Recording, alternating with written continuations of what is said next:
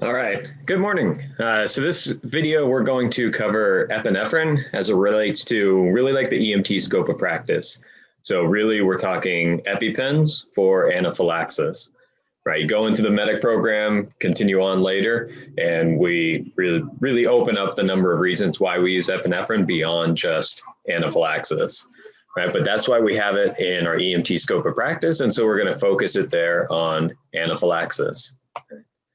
I'd have this quick video that I've always enjoyed. Every time my mind thinks allergic reaction, for whatever reason, this is the picture that comes back in.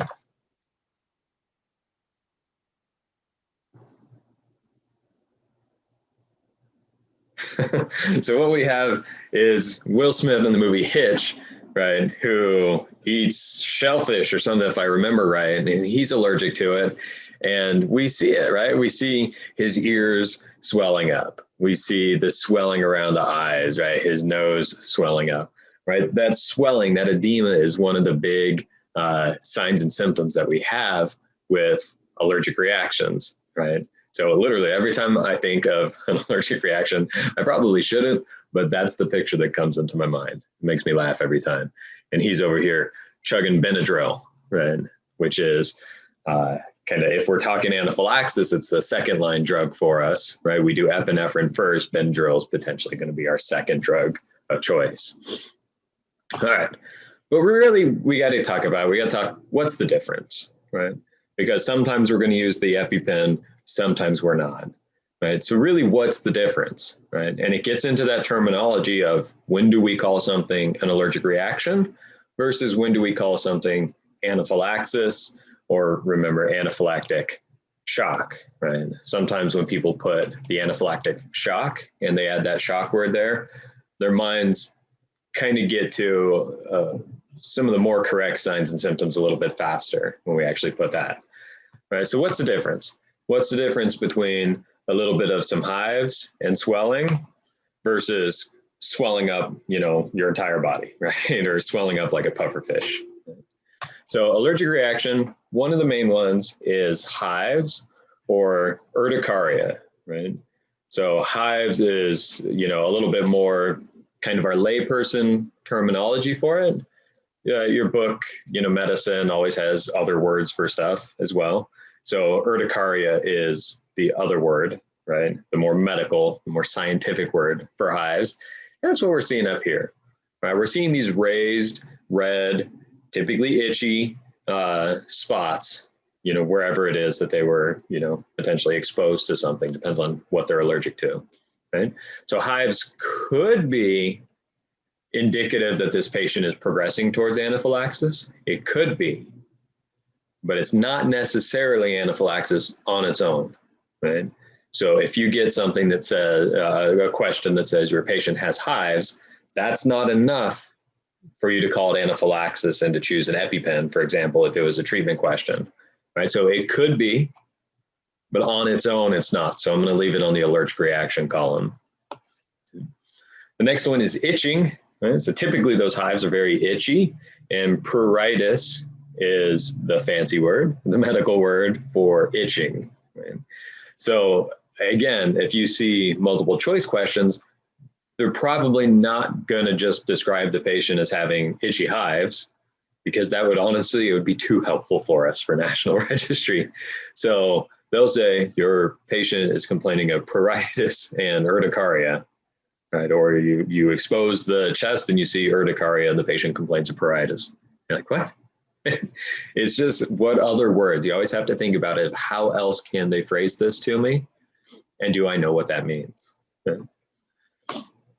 Another one is redness, right? So we see some of that redness, right, on these hives that this patient has, right? And the redness is erythema. So ereth is red, right? Redness. And just like we have erythrocytes is the fancy name for our red blood cells, that erythra is referencing redness. And then the other one is swelling, and that one we use a little bit more often. We use the word edema for it. So those hives are edema, right? That's some swelling that's happening there, right? So swelling, localized, is probably okay. It's probably allergic reaction, right? But if it's swelling somewhere else, much bigger problem, right? So swelling, on some situations is allergic reaction. Other situations, it's anaphylaxis. So it really depends on where is that swelling happening. And the more critical spots, if we're thinking about like airway swelling, that's going to tilt us now towards the more severe progression of an allergic reaction, which we call anaphylaxis. Because remember, everything's an allergic reaction. So it's just whether we call it a mild allergic reaction, a moderate allergic reaction, or a severe allergic reaction. And that severe allergic reaction, we give the name anaphylaxis. All right, so that edema, right, when I said we've got swelling happening, right, if it happens in a couple places, it's really critical. So we immediately swing over and call it anaphylaxis. And one of those is the angioedema. Typically, sometimes you'll see those pictures of like the tongue is completely swollen out, or their lips are swelling, tongue is swelling, they feel their throat swelling, right? Any sort of that airway swelling, airway edema, or generically kind of just saying airway compromise, right? That's going to push us into anaphylaxis. Right? Really anything that the allergic reaction is impacting ABCs, it's going to push it towards anaphylaxis, honestly. Because if you look at the allergic reaction, hives, that's not airway breathing circulation. Itching's not airway breathing circulation. Redness is not airway breathing circulation. Swelling, unless it's swelling in the airway, isn't airway breathing circulation. So if we get some of those signs that tell us this patient is experiencing an allergic reaction, and then they have an airway compromise, or they have that angioedema, tongue swelling up, then we can call it anaphylaxis. Another one, hypotension. That's an airway breathing circulation, right? That one's a circulation. And then wheezing, which is lower airway constriction, and stridor, which is upper airway constriction. Both of those are obviously airway and breathing as well, right? So we have kind of our more classic allergic reaction signs. And then if we get, really any of these in the anaphylaxis column, so they may have hives, itching, redness, swelling, and they're hypotensive, boom, anaphylaxis. Or they have hive, itching, redness, swelling, and stridor, boom, anaphylaxis. Right, so that's how it is. It's not those are experienced with allergic reaction and those are experienced with anaphylaxis. It's the allergic reaction plus one of these anaphylaxis signs and symptoms. All right, so major causes, right? There's 5 big categories, which is food, medications, envenomations, plants, and chemicals. So some of the most common anaphylaxis cases are food allergies, and typically it's food allergies with children is where they get experienced the most. So peanuts, other types of nuts, are the big ones. On the food side, fish, shellfish, those are a little bit more common allergen kind of triggers for people. Medications, one of the most common medications that people have allergic reactions to is penicillin, right? The antibiotic penicillin is one of the most common ones. Around the world, it's one of the most common ones. Envenomations are, bees, ants, those fire ants that sting you, wasps, yellow jackets, all of those have the potential of triggering that over-exaggerated immune system response. Because that's what we have to remember. It's, the patient gets exposed to this, but it's not this substance causing everything. It's this substance triggers the immune system, and it's what the immune system does in overdrive that really manifests with those allergic reaction signs and symptoms. So it's not that a peanut touched their hand, it's that a peanut touched their hand and the immune system went crazy. Right? The immune system just fired way too much, and it started manifesting with all of these kind of allergic reaction signs and symptoms that we think about. Right? So the anaphylaxis is an overreaction of the immune system. And having an immune system reaction to stuff is typically good, right? But when it's foods and other things, generally we don't need to react to that. But overall, I mean, having a little bit of an immune system response is good, right? But one thing that I'll tell you time and time and time again is too much of a good thing always becomes a bad thing. So the immune system response, too much of this immune system response is going to become a bad thing. All right, plants can cause anaphylaxis, and then any sort of chemicals and substances and toxins have the potential. Right, but food allergies, probably one of the most common, and on the medication side, penicillin is the most common, and then certainly bee stings. Right, those are going to be your kind of classic allergic reaction scenario kind of topics or nature of illness. Right? Is peanuts, bee stings, and penicillin, right? Some medications or something like that. All right, so how does it work, right? It's kind of what I just said, right? If we are allergic to bees, right, and we get a bee sting, right? So the allergen, right? The allergen in this situation is the kind of venom substance that is in a bee sting. Right? So that's the allergen, right, that gets injected into the body, right? And we'll say into the body. And then what happens is we have these immune system cells that are floating around.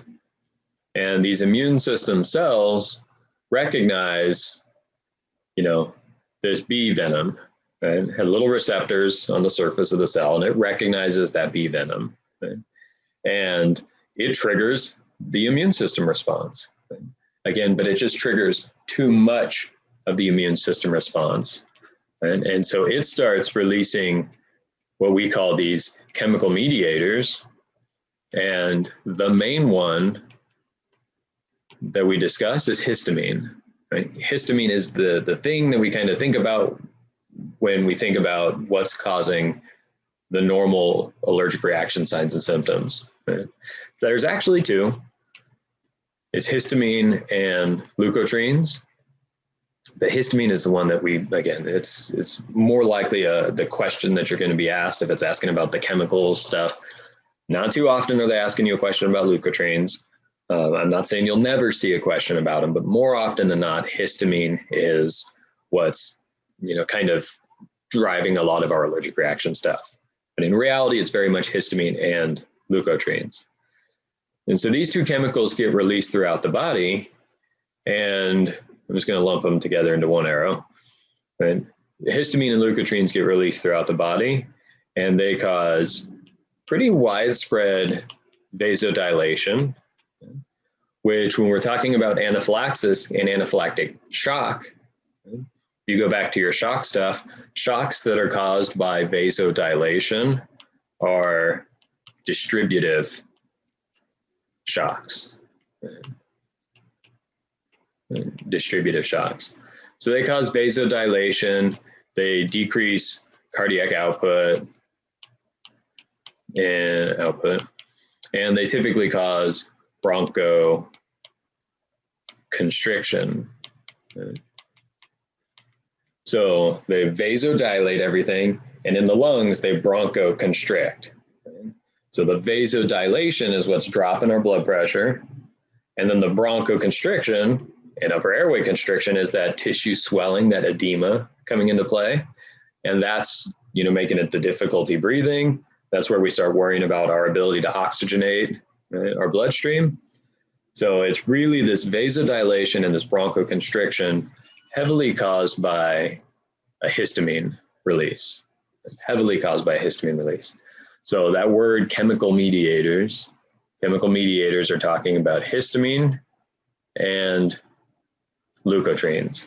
And those are the chemicals that are actually manifesting with the other signs and symptoms as well. Itching, right? Hives, bronchoconstriction, vasodilation, right? All of those physiologic effects and all those physical signs and symptoms that we see are being caused by the histamine and the leukotrienes, being circulated throughout the body.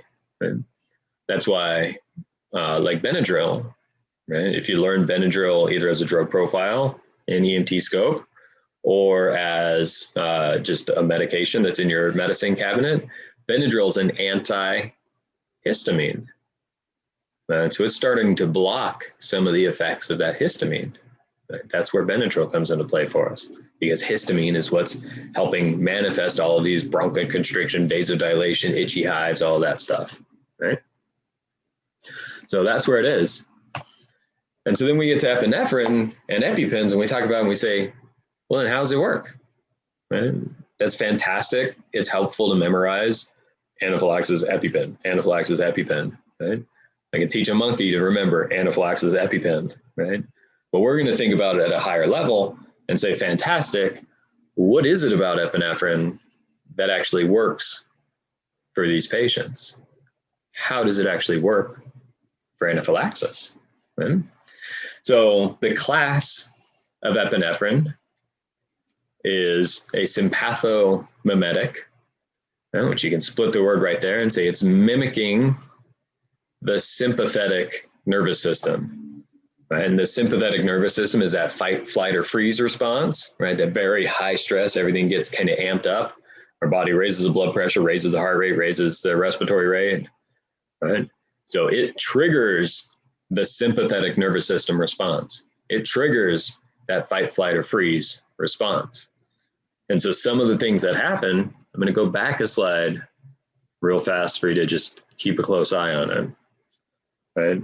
So in the allergic reaction, we're getting vasodilation, decreased cardiac output, and bronchoconstriction. With sympathomimetics, we're getting vasoconstriction, bronchodilation, and increased cardiac output. So right off the bat, the vasodilation of anaphylaxis is dealt with because epi will cause vasoconstriction. The bronchoconstriction in anaphylaxis will immediately be dealt with by the bronchodilation of epinephrine. And the decreased cardiac output in anaphylaxis will be dealt with by increased cardiac output by epinephrine. So epi is a wonder drug for it because it does the exact opposite of all of the things that are happening in anaphylaxis. Right? It's fixing all those problems. Right? And most magically of all, epinephrine also blocks the body's histamine release. So we said this histamine getting pushed out by the body is what's driving a lot of these allergic reaction signs and symptoms.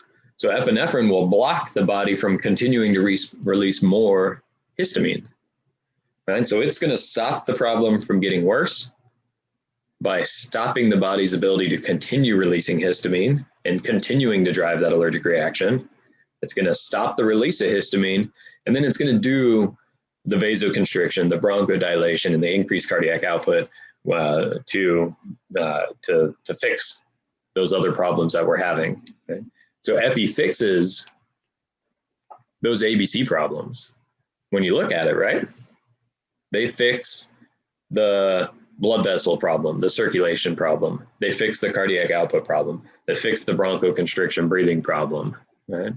Epi is the drug for anaphylaxis. All right, so when do we give it? I have up here everybody's good old-fashioned favorite National Registry medical assessment skill sheet, right? And this is a good, we'll say, kind of test-taking topic, right? This little slide is going to be great for test taking.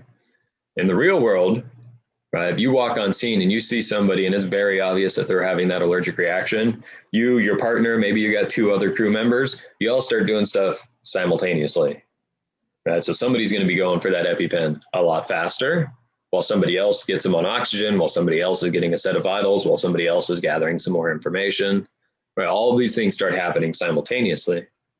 But a national registry, you have to put them in order. and say, I'm going to do this one, then this one, then this one, then this one, then this one, then this one, then this one, then this one, right? As if you're going to treat this entire patient entirely on your own, which we know is not realistic, but it's how we have to assess kind of individual knowledge when it gets to, multiple choice test taking questions at the end of the day, right? We have to say, do you know what to do in what particular order at what particular time? Right? So a good just kind of review of the skill sheet, right? The BSI and scene safety, scene size up situation. And then we have our level of consciousness, and we have our airway, breathing, and circulation. That's where we're going to get our patient on oxygen, right? And then we're going to do our sample history. Right? We're going to do our physical exam. Right? And then you can see we're going to get a set of vitals. And then that little line right there, right? Fourth line from the bottom is the key, right? It says states field impression of your patient. Right? So it's only after we collect all of our information and we get a full clinical picture of our patient, it's only at that point do we say, I think my patient is experiencing anaphylaxis. And then once we get to that point where we say, this is what's going on with my patient, then you see the next line says interventions. And that's where we would assist somebody with their EpiPen, for example. It's such a critical thing because you'll get a scenario question in which a patient is described to you, like chief complaint and their respiratory rate. And they'll say, well, what do you want to do? And it's very obvious in the scenario that the patient's having that allergic reaction, that anaphylaxis. It's very obvious. And people will say, boom, anaphylaxis, EpiPen, I got this. Right? But where that scenario question is putting you is up here. And the first treatment that we're going to do is likely going to be oxygen. Right? Non-rebreather, BVM, depends on how they describe that patient to you. But way too often, people will jump to the EpiPen, and you got to think you're jumping all the way down to the bottom of that patient assessment skill sheet.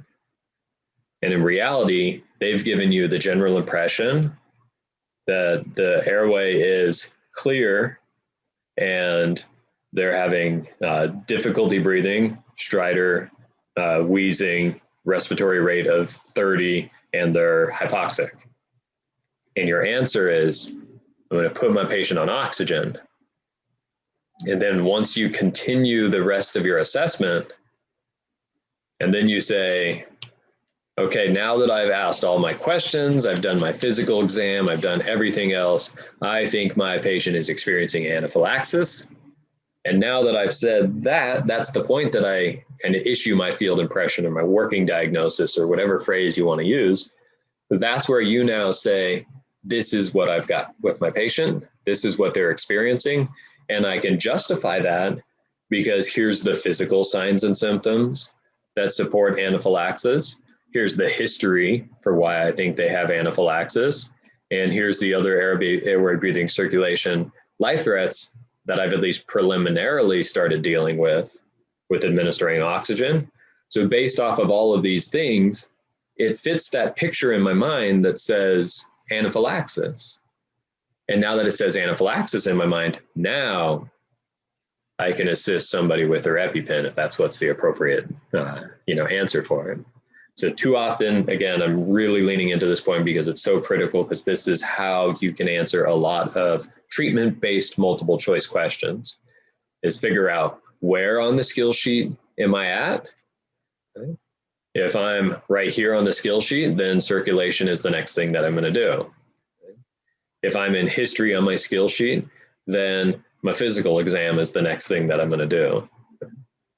If I've got everything, including a set of vitals, and I've already dealt with oxygen, then the next thing is my field impression and my interventions specific to that disease process. And the intervention that's specific to this disease process is the EpiPen. or Narcan, or activated charcoal, or oral glucose, whatever it might be. Right? But we got to get through our full patient assessment so that we have an accurate total picture of our patient, and that we didn't make a gut instinct rash decision at the start and start giving a patient a medication.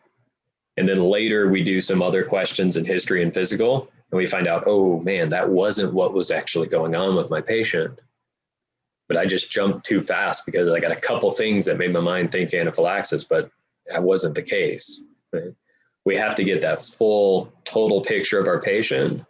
And at that point, we can say with a lot more accuracy and certainty, this is what my patient is experiencing. Therefore, this is my treatment for that. Right? And that little piece right there, that is so critical when you're thinking about like National Registry multiple choice skill sheets, right? Or multiple choice test questions. Just figure out where on the skill sheet am I at, and then the skill sheet tells you, well, here's what's next, and then here's what's next. All right, so administration of it, right? First thing, got to remove the safety cap off the top of it. Usually it's labeled like a 1, 2 on the side of it, right? So find where that safety cap is, usually blue right on the end, and you can pull it out. That's what's going to allow the spring to actually kind of fire when we go to administer it to the patient. Second, place the tip on the mid-lateral thigh, right? So right on the side of their leg, right? Halfway down their leg. And halfway down their leg, mid-lateral thigh, big muscle there, that's what we're shooting for. Yes, it can be given through clothes. They've done enough studies to show that the medication will still be administered, that needle will still push through clothing. So ideally, we would not have the clothing there, and we would, alcohol swab, clean it. But in a true critical emergency, we can't delay the administration of the epinephrine once we're at that point. Then we would push firmly and hold for 10 seconds, 10 seconds. Okay. So you're gonna push 1, 2, 3, 4, 5, 6, 7, 8, 9, 10. Okay. And that's going to ensure that that full dose of epinephrine is actually administered to your patient, as opposed to, there we go, all right, and we pull it off, right? Some medication got administered, but probably not all of it, right? If you push it down and hold it down firmly, because that spring is pretty strong, hold it down firmly for 10 seconds, you'll fully make sure you administer all of that epinephrine dose to the patient. Next thing, right? Even though that needle is, kind of contained within that unit, we should still look at it as a, sharp needle that's around. So the next thing is always going to be dispose of your injector, dispose of the needle. And it says rub the area for 10 seconds. Just rub the area for 10 seconds. And then always document, right? Anytime we're going to do anything, we're going to document it. So we're going to record the time of it and the dose. And very standardly, EpiPens for adults are 0.3 milligrams. EpiPens for your pediatrics are typically half of that, 0.15 milligrams. Right? But that'll be something that if there's ever any doubt about it, you'll be able to actually just look at either the EpiPen box, if it was still in the box, or the label on the side of the EpiPen injector, and it'll tell you what the dose is. But you should probably run with memorizing the adult dose is 0.3 milligrams, and the pediatric dose is half of that, 0.15 milligrams.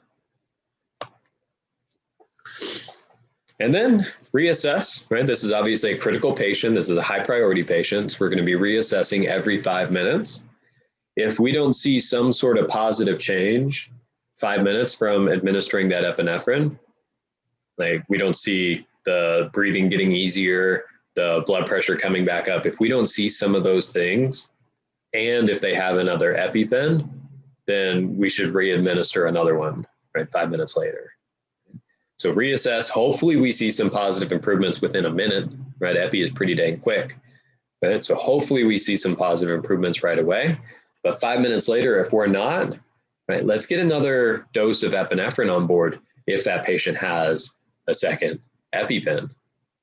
Because that's what we have to remember is a lot of agencies around the country, EMTs may be carrying EpiPens. And you may have an offline order or a protocol that says in these situations you can administer it. You don't need to call medical control. But kind of in the registry world, you don't have a set of protocols. So when in doubt, you should err back to, I'm assisting a patient with their prescribed EpiPen. I'm assisting them with theirs. In order for me to do that, I need to call med control for approval or permission. I was always taught, if I remember back to EMT school, it was contact med control for everything but oxygen in terms of medications. So if you wanted to do glucose, if you wanted to do charcoal, if you wanted to do EpiPens, if you wanted to do Narcan, if you wanted to do any medication, contact med control. The reality in the real world, if you're able to carry some of those medications as an EMT, you probably have some protocols that are going to allow you to do it, right? But in the registry world, you should really, run with the idea of contact med control for approval for any medication except oxygen. We can always just give the oxygen to our patient. Cool. So the other key kind of tricky scenario that sometimes I can think about is somebody else shows up with their EpiPen for your patient, right? And go back to, your 6 rights of medication administration. First one, typically right off the bat, is right patient. We have to make sure that the EpiPen is prescribed for our patient. If we recognize anaphylaxis, but somebody shows up with their EpiPen that's prescribed for them, even though we've got anaphylaxis and we have this EpiPen, right, it violates one of those proper checkpoints for us of medication administration, which is we're only going to assist a patient with a medication that's prescribed to them. Right? So in that case, we won't give somebody else's EpiPen. We may, administer or start rapid transport and rendezvous with ALS where paramedics are carrying Epi, right, if the patient doesn't have an EpiPen that we can use. But remember, it's always got to be the EpiPen that's prescribed for the patient, right? It needs to be in date. Okay? And we're going to go through the rest of our checks of making sure that we know the right route, the right dose for it, right? But the big two is it's prescribed for that patient and it's not expired. Right? Good. All right. So that was a little kind of quick one today, but hopefully that was helpful. To just give you a good starting point idea for EpiPens with anaphylaxis, right? And going back in and really anchoring in, making sure that you appropriately identify, is my patient in anaphylaxis, right? Because sometimes we'll give our students a question that may say, your patient has hives and itching, and their blood pressure is 120/80, and their heart rate is 90, and their respirations are 18 non-labored, and the patient tells you they were stung by a bee and that they're allergic to bees, and the patient hands you their EpiPen. What will you do? And so the scenario, the patient has allergies to bees, they were stung by a bee, and they hand you their EpiPen. But the rest of the question, their vital signs are great. There's no airway issue. There's no breathing. There's no circulation issue. The vital signs are phenomenal.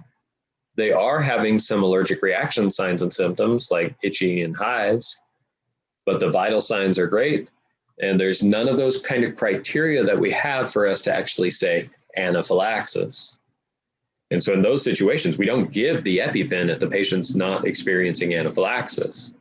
So you have to kind of carefully identify, first off, are they in anaphylaxis or is this a mild allergic reaction? And mild allergic reactions, we're not going straight to Epi to treat them. Maybe it's Benadryl or something else. Right? But for these questions, you have to first, critically important, you have to identify, is my patient in anaphylaxis? Yes or no? So hopefully these slides helped you with that, and this was a beneficial one for you. And I thank you for jumping in on this one, and I look forward to doing some more videos and getting them out there to you guys. Bye.